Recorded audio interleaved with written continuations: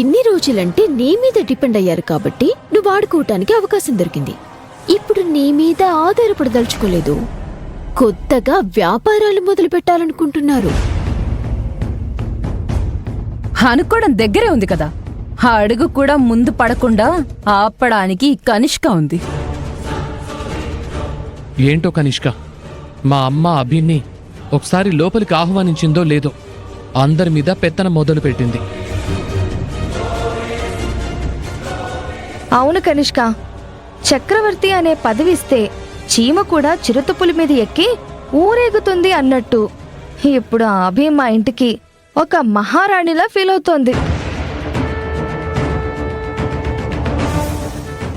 ఆవిడి గారి ఆదేశాలు అందరూ ఫాలో అవ్వాలి అన్నట్టు బిహేవ్ చేస్తోంది. ఇంకా వ్యాపారం మొదలు పెడితే అందరూ అభి చెప్పినట్టే తైతక్కలాడతారు.